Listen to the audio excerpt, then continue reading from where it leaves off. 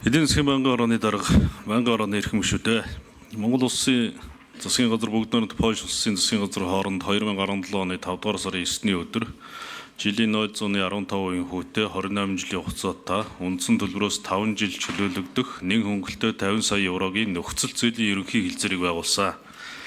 Энэхүү нөхцөл зээлийн ерөнхий хэлцээрийн хүрээнд Монгол улсын засгийн газар 2018 оны 25 дугаар тогтоол, 2024 оны 94 дугаар тогтоол, 2025 оны 113 дугаар тогтоолоор 5 төсөл хэрэгжүүлэхээр шийдвэрлэж холбогдох санхүүжилтийн хууралтыг хийсэн байдаг.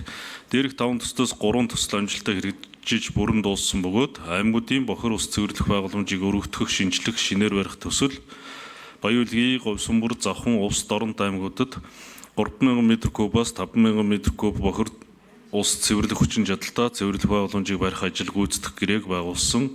Үүнээс Баян-Улгийн, Говьсөнбөр, Завхан, Улс аймагуудын бохир ус цэвэрлэх байгууламжийн ажлын гүйцэтгэл 97-оос 98% байна. Товшил тохируулгын ажил хийж байгаа бол Эрдэнэ хотын хатуу хог аягдлыг боловсруулах үйлдвэр байгуулах, хог аягдлыг татан зайлуулах, менежментийг сайжруулах төсөл 90% гүйцэтгэлтэй байна.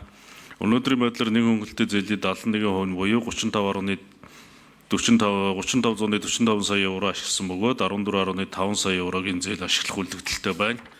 Хэлцээр заасны дагуу тус хэлцээрийн хүрээнд санхүүжих Монгол улсын импортлогч болон бүгд найрамд Польш улсын үйлдвэрлэгч гүйцэтгэгч нарын гэрээ байгуулах хугацаа 2021 оны 7 сарын 24-ний өдөр дууссан.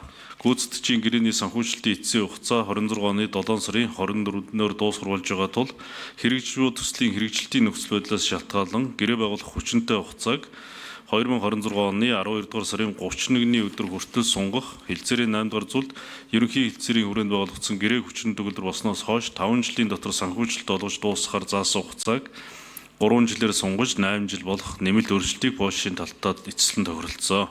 Энэхүү хэлцээрт нэмэлт өөрчлөлт оруулах асуудлыг засгийн газрын 2026 оны 4 дугаар сарын 15-ны өдрийн хуралдаанаар хэлэлцэн дэмжиж Улсын их хурлын холбогдох байнгын хороотой зөвшөлдсөөр засгийн газрын 14-р тэмдэглэл гаргасан.